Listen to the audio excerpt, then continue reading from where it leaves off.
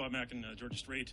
Earlier today, you were asked about transit funding, and your answer was that you're going to allow the province and municipalities choose which kind of transit technology they want to use.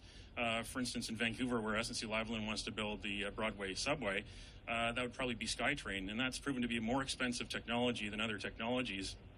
And of course, we know about SNC Lavalin making bad headlines around the world, not only in Canada, but around the world for the past several years over allegations of corruption and bribery that has even led to courts in Canada. And of course, you're from Montreal, where there are other problems there that are being aired in the Charbonneau Commission. I know that SNC Lavalin has lobbied members of your caucus, including Mrs. Murray. Is it not irresponsible for you to propose going further into deficit while putting billions of dollars on the table for engineering and construction companies at a time when the industry is troubled in Canada with issues of integrity, with all these issues of corruption and bribery? Some of them have to still be tried in courts, but this is a serious issue. Are you not putting Canadian taxpayers' dollars at risk? Canadians are troubled every time they have to wait longer than necessary to cross a Lionsgate Bridge to get to work or to get home to their kids.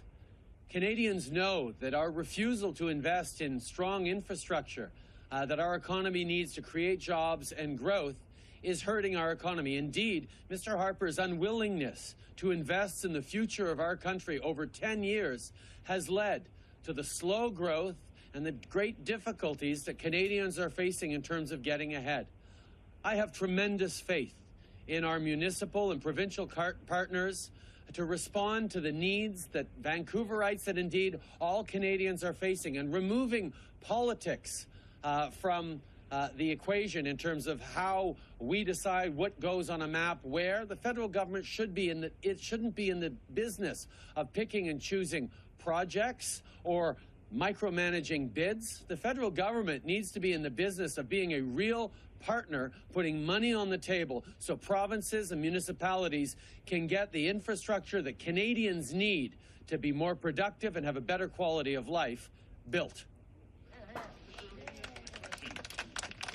The question is about money going to waste through corruption and bribery. You've not answered that question. The Liberal Party... What is the Liberal Party going to do to make things better in Canada, to prevent companies from SNC Lavalin getting into the trouble that it did, to make sure taxpayers' money goes to where it is? Because if taxpayers' money is going to waste on infrastructure and transportation, that's taxpayers' money that can't go into health and education or protecting oceans. The Liberal government is committed to openness and transparency. We have taken new measures that raise the bar on openness and transparency through disclosure of parliamentary expenses that the NDP actually dragged their heels on, through disclosure, through open data, through a commitment to restoring Canadians' trust in politics, in politicians, and in the service they offer to Canadians. Our government will be transparent and open with its procurement processes and demanding the same of our partners, and that's what we're committed to. You haven't talked about any efforts to actually crack down on corruption. It's a big problem across the country, especially in Montreal. Openness and transparency is what Canadians expect of their governments.